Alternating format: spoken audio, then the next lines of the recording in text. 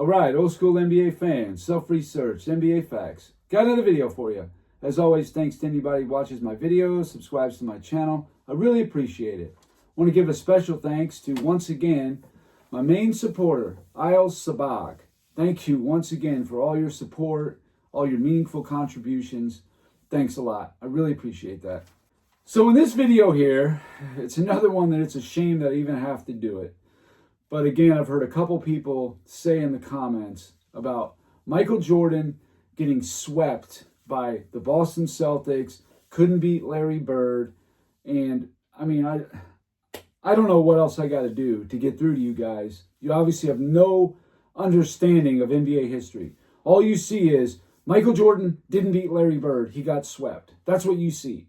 No, you have no open-mindedness for context or anything else. You hear it from probably one of these Fox ESPN idiots, and now it's gospel. Okay. Well, I'm going to break this down for you so you can understand. So many times, whenever it's brought up about LeBron James getting swept in a finals, the immediate comeback is, well, Jordan got swept by Larry Bird. Okay, we're going to take a look at how silly and ridiculous that comparison is, because it is literally apples and bowling balls. It just is. It's not even in the same planet. Back in 1984, the format in the NBA playoffs in the first round was a best of 5. That changed in about 2003. So it went on for 19 seasons. It was a best of 5 in the first round. Before that, they would have like the first 2 seeds would get a bye, and there would be like a best of 3 series. None of that's going to translate here. But the exact thing that you guys are talking about, a best of 5 in the first round. From 2003 to the present day, it's a best of 7. But from 84 to 2002 is a best of 5. How many sweeps do you think there was in the first round from 1984 to 2002 when the format was best of 5? Do you think that was something that was common, not very common? What do you think? Do you think getting swept in the finals is something that's common, not common? Just sit with the question for a second. I'll give you the answer. From 1984 to 2002, 19 seasons. Because there's 2 conferences, there would be a 1 seed and an 8 seed in each one. That would be 19 years times 2 conferences. That's 38 series. There was a 1 seed that played an 8 seed from 1984 to 2002. There was 18 sweeps out of 38 series. That's 47.37% of the time. So just under half. Actually, 1 series under half. So it's extremely common that that happened. Again, you guys trying to compare this to some kind of finals is sweeps. It's just ridiculous. In 78 finals that there's been so far, 9 series were 4-0 sweeps, including only 2 in the last 22 years. Just 2. That's not common at all. In fact, in the last 22 years, that's a longer time span than the 84 to 2002 I was just talking about when it was a best of 5.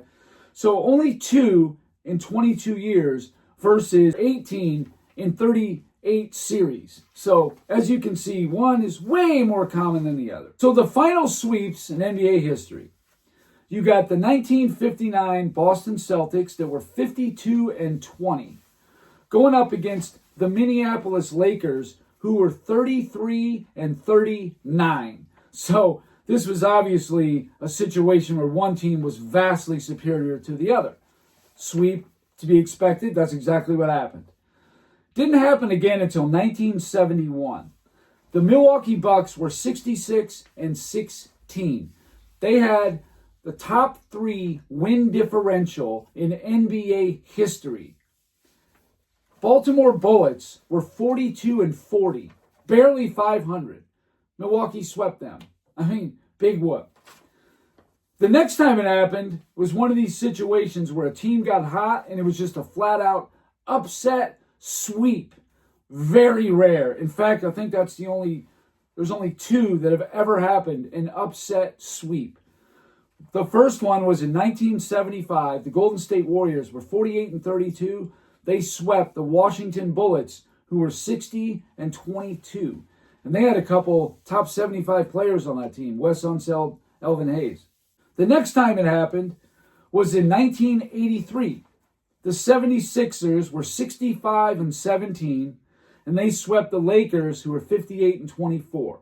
Now, there was no James Worthy. He got hurt. How much would that have affected the series? We're never going to know. He was their sixth man. He was a rookie. Good player, but impossible to say for sure. Maybe he could have helped them win one game. But Philly was in the finals the year before.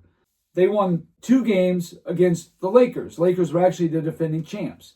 Then the 76ers added Moses Malone, the league MVP, and they swept them.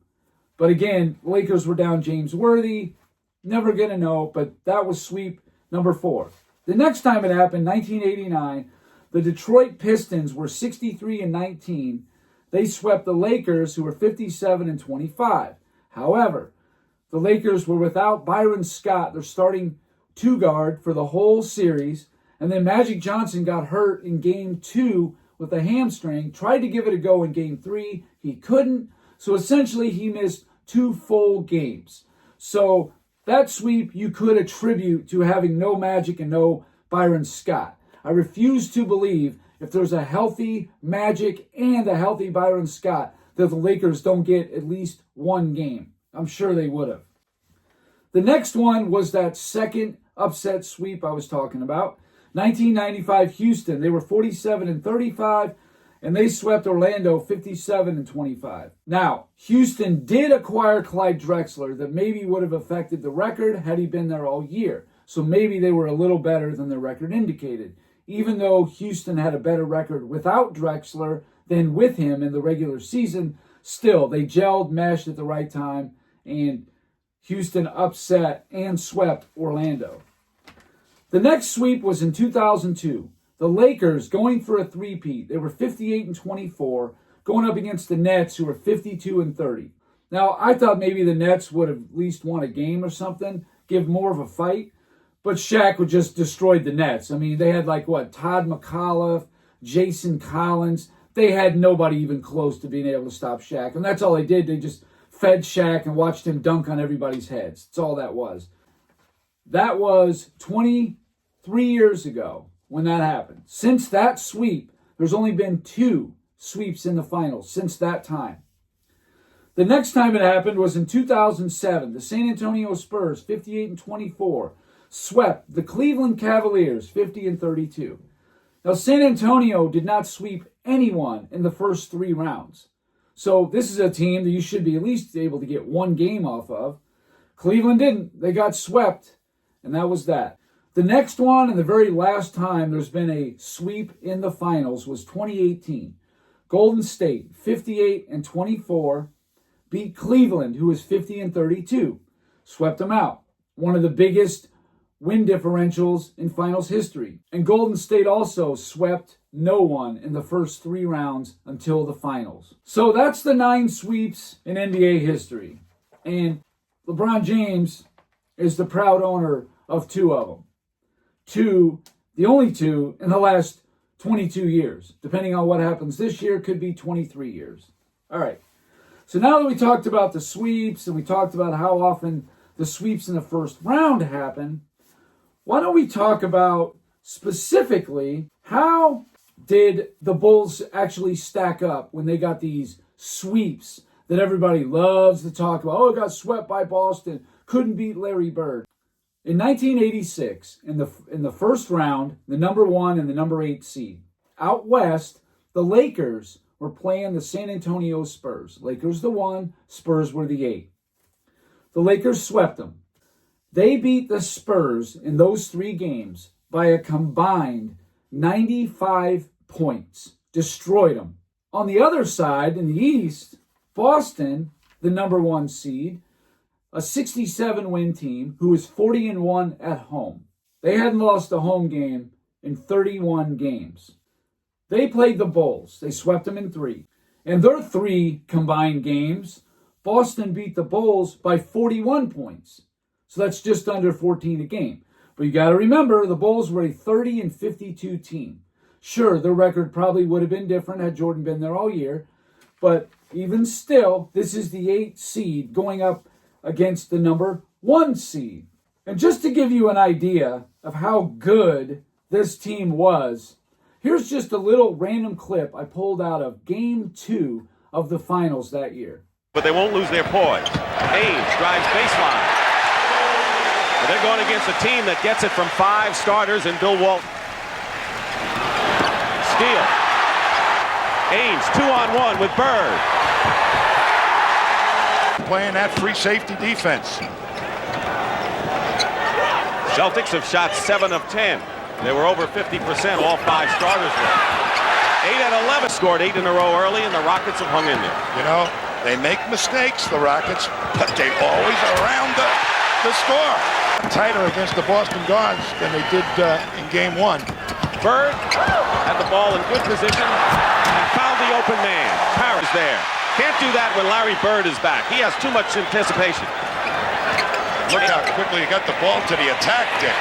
Have 17 of the Rockets' 29 points. Bird working against McCray. And Larry Bird. They had everybody involved. Parrish, McHale, Johnson, Ainge, Walton, Bird. Just in that little 2-3 minute clip that I just edited out right there. That's what you were dealing with. The hardest place to play in the history of the NBA was at Boston in 1986. That's a fact. So Chicago, the 8th seed, long shot, overmatched completely. They took Boston in Game 2 to a double overtime. Michael Jordan set the single game playoff record of 63 points. Not many people talk about his performance actually in Game 1. He had 49 points in that game as well. Here's a clip of Michael Jordan's first 5 shots in that game. This is Michael Jordan's 5th playoff game ever. And this is what he did. The open man. Ainge is called for the foul. Jordan changed it in midair, got it nonetheless. Could Dennis Johnson have played him any better? No. 11:05 left in the first quarter. Jordan for 2. He's 2 out of 2. Don't forget, as we go along here tonight, Bob Neal standing by to keep you abreast of the other sports action and the other playoff activity tonight. Jordan got it from the baseline. He's got 6. McHale has all the Boston rebounds. Jordan hangs in the air, puts it down. Let the air out of it every chance they can. Jordan beat Dennis. Oh, breathtaking. So that was his first 5 shots. That's what it was. That's no editing throughout the game. Literally, Michael Jordan's first 5 shots. You saw he made all 5 in the hardest place to play against the 67-15 team. Not bad. So now we're going to move it to 1987 first round. The West. The Lakers are the number 1 seed. Okay? They're playing 8-seeded Denver this time. In the 3-game sweep, they beat Denver by 82 points. That's a beatdown. That's more than 27 points a game on average. A total beatdown. On the other side, Boston and the Bulls. Now, Boston's still the number 1 seed, a 59-win team, and the Bulls are the 8th seed, a 40-42 team, right? Boston's still 39-2 at home. This is a great team. They had 2 first-team All-NBA players, Kevin McHale and Larry Bird. They are the 3-time defending East champions and the defending champions. Larry Bird is the 3-time defending MVP. In the 3 games that Boston won, they outscored the Bulls by 24 points. That's it. 24 points. That's 8 points a game. And this is an 8 seed going up against a 1 seed. That's what you guys need to understand. When you talk about, oh, well, LeBron lost in the finals, but Jordan got swept by Bird or whatever. It's the finals. It's the championship round. You are supposed to give a lot more fight than that, especially if you're trying to make the case that somebody's the GOAT. LeBron James and his team, Cleveland, in 2018, they got outscored by more points in the finals than Michael Jordan did in 1987 or 86. I mean, it's ludicrous. That's the 8 seed against the 1. In that year, 2018, that Golden State was not the 2017 Warriors. Do not get it twisted. This team was facing elimination in the Western Conference Finals until Chris Paul got hurt. So the comparison is just ridiculous. You guys, if this is all you have to say is Michael Jordan as a 30 and a 40 win team could not beat the Boston Celtics. Like that's some kind of failure or shortcoming. If that's all you guys have, you should just stop right now with all this debate, comparisons, because there is no comparison. It's a joke. Just remember, the Bulls in 86 and 87 as an 8 seed with a losing record had a better showing against Boston than LeBron James' team did in 2014 or 2018 when he got swept in the finals. You got to know there's a big, gigantic difference. And if you don't, I don't know what to tell you then. You're just a lost soul. So anyway, that's all I got for this video. Thank you guys for watching. If you liked it, please hit the like button. If you wouldn't mind sharing it, that would be excellent. If you haven't subscribed already, please do. I've been giving daily content. And that's it. Until next time.